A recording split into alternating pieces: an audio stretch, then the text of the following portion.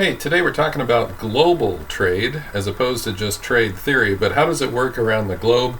In order to understand it, we're going to start with some of the problems with it, okay? So if you put barriers to trade so that people cannot get the things they want across their borders, what kind of problems result? Because remember, we've just seen that trade is one of the best ways to get wealthy. It's one of the best ways to accumulate capital. It is made countries rich, especially with Adam Smith penning his book The Wealth of Nations.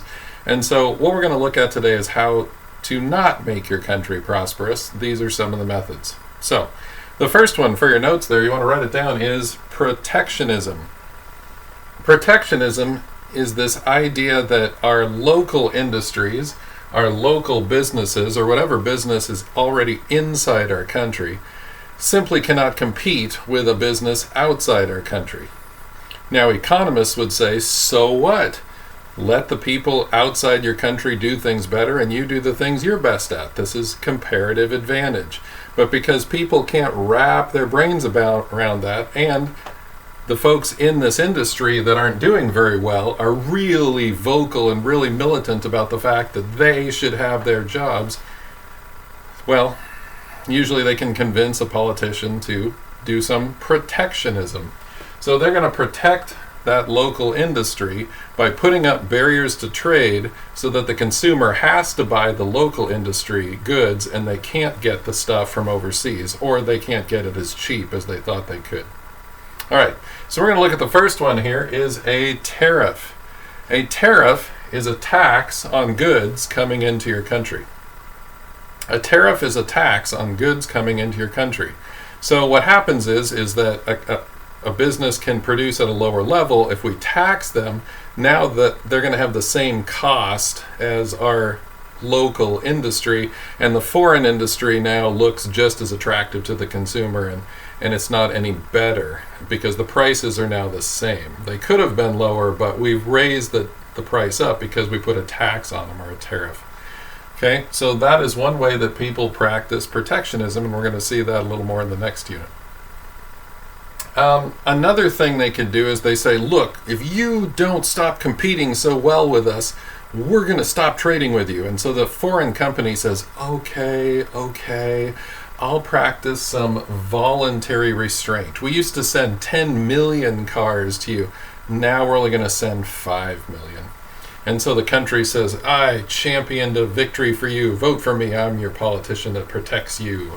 That kind of thing. And it's all for show because there's no real backing behind it. This is a voluntary restraint. So at first they send fewer cars, then the price rises, and then what happens is they steadily just start sending more and more, and the price falls. And then pretty soon they're back to out-competing the local industry, and then the local industry complains and they say, and they go through this whole thing all over again. So every 5 to 10 years there's a big show like we're going to stop foreign goods from coming in, but yeah, that's just silly. When things actually get serious is when they put a quota on there.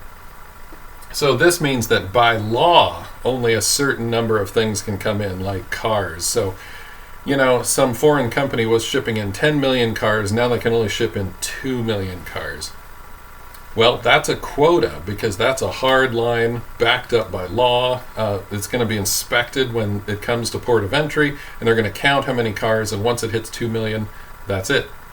Can't bring any more of that good into the market. So that is known as a quota, all right? That is known as a quota. That's going to limit the number of goods. Finally, the last one, what we've got here is something called an embargo. An embargo is when no trade happens at all. There's absolutely no trade. Okay? An embargo simply shuts the whole thing down. This has some really interesting stories, these kind of things right here. So there are certain countries that we don't trade with at all.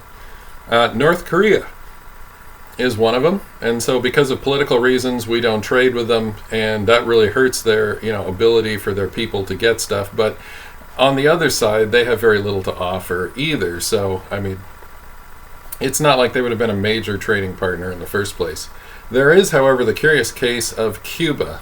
Cuba is a little island off the south coast of Florida, and one of their best things that they grow is sugar cane.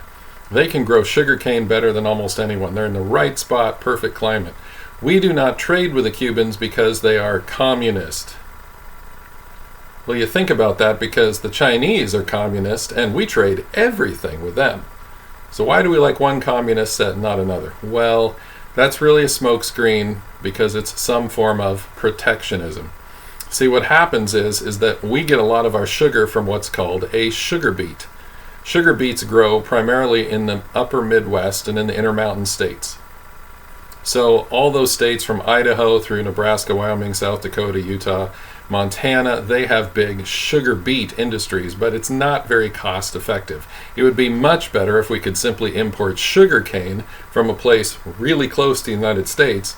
It would actually be cheaper and it would put the sugar beet industry out of business. So our senators from the Intermountain West, like Colorado especially, they all say, oh, I'm totally against those communists from Cuba, we can't trade with them, which is really just a lie, because what they're doing is they're practicing protectionism. What they're doing is they're trying to make sure that we can keep that sugar cane out, because that would upset their voters, that would ruin their sugar beet industry, which is inefficient in the first place and should probably go away. Okay? And I have a stake in this because as a consumer of Mountain Dew, I really want my Mountain Dew to be as cheap as possible. And if I can get it with that sugar cane, oh, that would be a lot cheaper than the sugar beets that I have to deal with right now.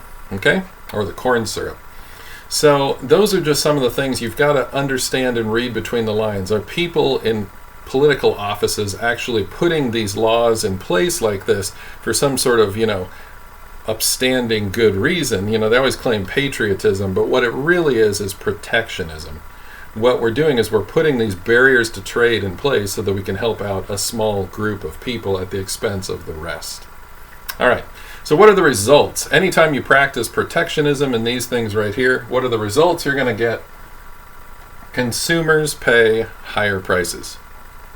Remember, like the tariff, if the local industry has to price it high and the foreign industry can price it lower, and we put a tariff on, now they're pricing the same or maybe even higher. So you got to think that through. Who's paying the tariff? It's actually the consumer. You want to think that, oh, we're sticking it to that foreign country. Actually, we're not. We're sticking it to ourselves, pretending that it's the foreign country that's paying for that tax. So tariffs on goods are just a way of taxing your own people without them really understanding they're paying the tax. Okay? So what you get, consumers pay higher prices. Next thing you get is producers produce bad products. If we're protecting this local industry from a foreign company because the foreign company is cheaper, what that means is our local industry is very inefficient. But if we protect them, then we continue to use resources in an inefficient manner. There could be a better solution, but we're not going to do it because we want to keep those local jobs. We want to tax ourselves to create those local jobs. And so in order to keep the local inefficient business going, that's what these things are designed for. So the result you always get, number 2, is producers produce bad products. Number 3, you get black markets every time because the consumer demands those good products. They want them, they need them, and they're willing to pay for them, so much so that they don't even care if it's illegal. They'll just buy it on the black market. We're not supposed to trade with Cuba. We have an embargo, but there's Cuban cigars in America. They're famous for Cuban cigars, and people will bring them in on the black market. So anytime you stop trade with something, all you're doing is you're making prices go up, you're making increasingly bad products, and you end up with black markets. All right? Thanks.